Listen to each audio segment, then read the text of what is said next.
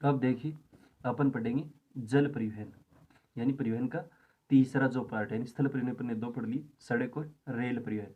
यानी जल परिवहन के बारे में विषय में अपन विस्तार से पढ़ेंगे। देखिए थोड़ा सा छोटा प्रश्न आता है के बाद कि जल परिवहन का महत्व है, लिखिए तो 2-3 लाइन ये देखनी है कि परिवहन के सभी साधनों में देखें तो जल परिवहन सबसे सस्ता और सुलभ साधन है। यानी परिवहन के जितने भी साधन अपन पढ़े, चाहे स्थल परिवहन में पढ़े, सड़क परिवहन है, रेल परिवहन है, चाहे वायु परिवहन में पढ़े, तो उनमें सबसे जो सस्ता और सुलभ यानी आसानी से जो उपलब्ध साधन है वो कौन सा है? जल परिवहन है। यानी प्राचीन काल में देखें तो जितने भी व्यापार देखें समुद्री मार्गों द्वारा ही होता था, और वर्तमान में भी देखें तो जो बाहरी वस्तुएं होती है, स्थूलकाय वस्तुएं होती है, वो एक देश से दूसरे देशों में आयात और निर्यात करने के लिए क्या काम में ले जाता है? जल परिवहन के मार्गों को काम में लेते हैं। तो परिवहन के सभी साधनों में देखें जल परिवहन सामान्यतः सबसे सस्ता और सुलभ साधन है। जल मार्ग नदियों, झीलों, नहरों तथा समुद्रों में से होकर जाते हैं। यानी जल मार्ग बनाने के लिए या तो नदियां काम में लेते हैं जिनमें पर्याप्त मात्रा में जल हो, या बड़ी झीलें होती हैं वो भी काम में लेते हैं, नहरों को भी काम में ले जाता है, या एक देश से दूसरे देश में जो समुद्र होते हैं उनके द्वारा होकर जाते हैं। जल मार्ग के निर्माण के लिए विशेष धन व्यय नहीं करना पड़ता। यानी जल मार्ग जब बनाते हैं, क्योंकि प्राकृतिक ढंग से होते हैं, समुद्र हो, झील हो, नदी हो, तो इनमें ज़्यादा कोई धन मार्ग जो धन होता है उसका खर्च नहीं होता है। यद्यपि पोताश्रयों के निर्माण, पोताश्रय अपन देखते हैं कि पोत प्लस आश्रय हो गया, यानी समुद्री जो जहाज होती है उसके रुकने का क्या होता है? स्थल होता है। यानी जैसे समुद्र में एक देश से दूसरे देश में जाते हैं तो लंबी यात्राएं होती हैं, तो बीच में कोई स्थान ऐसे बनाते हैं जहाँ पर समुद्री जहाज कुछ समय के लिए रुकते हैं, उसको अपन पोताश्रय कहते हैं। या जल मार्गों को गहरा करना या उनको सुरक्षित रखना हो आदि के लिए कुछ क्या करना पड़ता है? धन व्यय होता है। यानी ज़्यादा कोई धन नहीं होता, बल्कि पोताश्रय बनाने हो, जल मार्गों को और गहरा करना हो, उनको और सुरक्षित रखना हो, इसके लिए कुछ क्या करना पड़ता है? धन खर्च करना पड़ता है। जैसे छोटी नौकाएं होती हैं, स्टीमर क्या होती हैं? छोटे जहाज को भी बोलते हैं, समुद्री जल में चलते हैं। जलपोत या बड़े जो जलयान होते हैं वो जल परिवहन के क्या मुख्य साधन है। यानी नौकाएं हो गई, स्टीमर हो गए जो छोटी जल में चलने वाली जहाज होती हैं, या जलपोत जो बड़े जलयान होते हैं, वो जल परिवहन के क्या मुख्य साधन है। सामान्यतः सस्ते और भारी पदार्थ जैसे कोयला है, लोहा इसक है, लोहा इस्पात है, सीमेंट है, अनाज है आदि को ढोने के लिए किसको काम में लिया जाता है? जलयानों को काम में लिया जाता है। यानी सामान्यतः देखें सस्ते हों या भारी स्थूलकाय पदार्थ हों, जैसे वजन में ज़्यादा होते हैं, जैसे कोयला है कच्चा, या लोहा इसक है, लोहा इस्पात है, सीमेंट है, अनाज है आदि को ढोने के लिए किसको काम में लेते हैं? जलयानों को काम में लिया जाता है। तो ये जल परिवहन का थोड़ा सा महत्व ध्यान रखना है। यानी कि बार छोटा प्रश्न आता है कि जल परिवहन क्या है, जल परिवहन के महत्व को स्पष्ट कीजिए। तो ये 2-3 लाइनें लिखनी है कि परिवहन के सभी साधनों में देखें जल परिवहन सामान्यतः क्या है? सबसे सस्ता और सुलभ साधन है। यानी जितने भी परिवहन के साधन है अपन स्थल जल वायु पढ़े, उसमें सबसे सस्ता और सुलभ क्या होता है? आसानी से उपलब्ध होने वाला क्या है? जल परिवहन। जल मार्ग नदियों, झीलों, नहरों तथा समुद्रों से होकर जाते हैं। नदियों से भी गुजरते हैं, झील है, नहर है, समुद्र उससे भी जाते हैं। जल मार्ग के निर्माण के लिए देखें विशेष धन व्यय नहीं करना पड़ता। यानी जल मार्ग बनाना हो तो उसके लिए विशेष धन खर्च नहीं करना पड़ता है। यद्यपि पोताश्रयों के निर्माण, यानी पोताश्रय जो समुद्री जहाज के क्या होते हैं?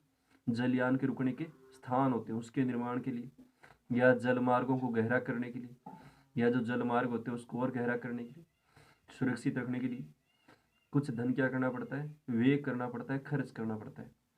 और नौकाएं हैं जैसे स्टीमर, समुद्र में चलने वाली छोटे जहाज, या जलपोत बड़े जलयान होते हैं, वो जल परिवहन के क्या मुख्य साधन है। और सामान्यतः देखें सस्ते और भारी पदार्थ कोयला, लोहा इसक, लोहा इस्पात, सीमेंट, अनाज आदि को ढोने के लिए जल कानूनों का प्रयोग किया जाता है। यानी सस्ते होते हैं या भारी पदार्थ होते हैं, वजन ज़्यादा होता है, कोयला होता है, जैसे लोहा इसक है, लोहा इस्पात है, सीमेंट है, अनाज है आदि को ढोने के लिए किसको काम में लेते हैं? बड़े जो समुद्री जलयान होते हैं उनको काम में लिया जाता है। तो ये जल परिवहन का महत्व याद करना है। फिर देखिए जल परिवहन को अपन दो भागों में बांटेंगे, एक आंतरिक जलमार्ग और एक समुद्री या महासागरीय जलमार्ग।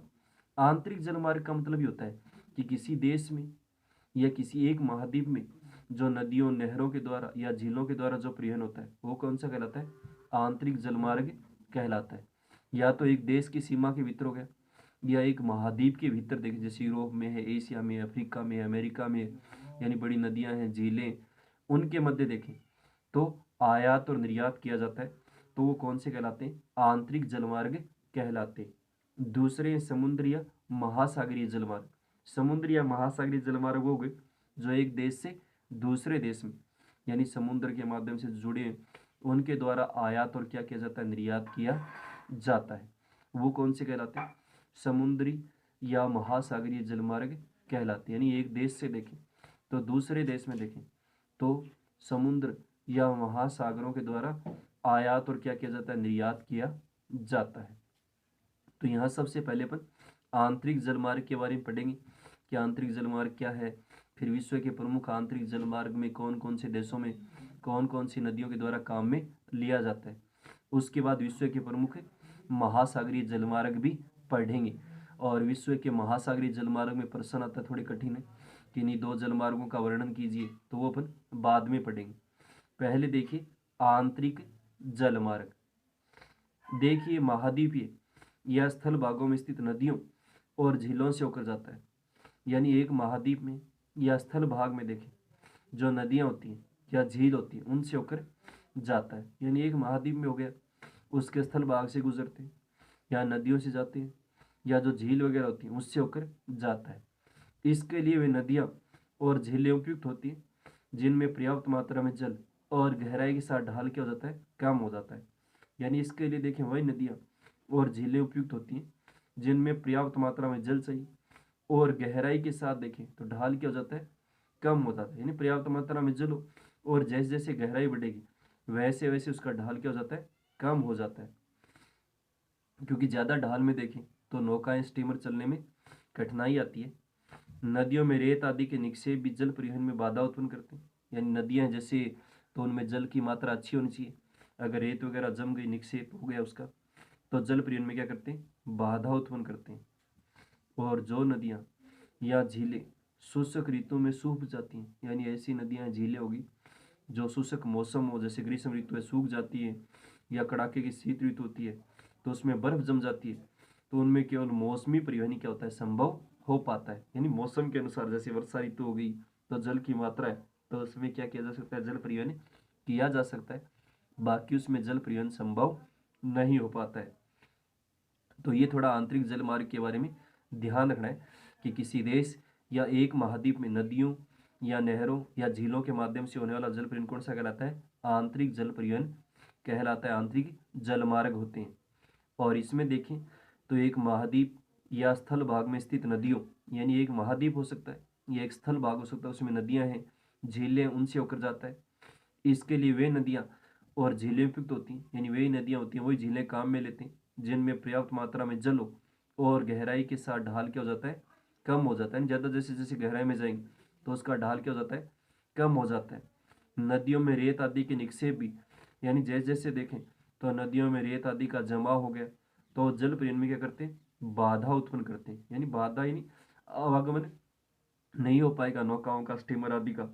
और जो नदियां या झीलें शुष्क ऋतु में सूख जाती हैं, यानी ऐसी नदियां झीलें होती हैं जैसे ग्रीष्म काल आएगा तो उसमें जल की कमी आ गई या सूख जाती है, या कड़ाके की शीत ऋतु होती है जैसे अमेरिका में, कनाडा में देखें तो वहाँ बर्फ क्या होती है? जम जाती है। तो उनमें केवल मौसमी परिवहन क्या होता है? संभव हो पाता है। यानी मौसम के अनुसार जब उनमें जल उपलब्ध है तब तो परिवहन हो सकता है, लेकिन जैसे ही उनमें कोई बाधा आ गई, सूख गई या बर्फ जम गई तो उनमें जल परिवहन क्या होता है? संभव नहीं हो पाता है। तो कल अपन आंतरिक जलमार्ग के बारे में पढ़ेंगे, विश्व के कौन कौन सी नदियां जो काम में ली जाती हैं। आज आपको जल परिवहन का महत्व याद करना है। और जल परिवहन कितने भागों में बांटा गया? दो, एक आंतरिक जलमार्ग, एक दूसरा है समुद्र या महासागरीय जलमार्ग, जो एक देश से दूसरे देशों में महासागर या समुद्रों के माध्यम से जल का वो जल मार्गों को काम में लिया जाता है। और सर्वाधिक यही काम में लेते हैं एक देश से दूसरे देश में या महाद्वीपों में आयात और निर्यात करने के लिए। तो आंतरिक यही होगा किसी देश में होने वाला जल परिवहन जो नदियों, नहरों या झीलों के माध्यम से किया जाता है।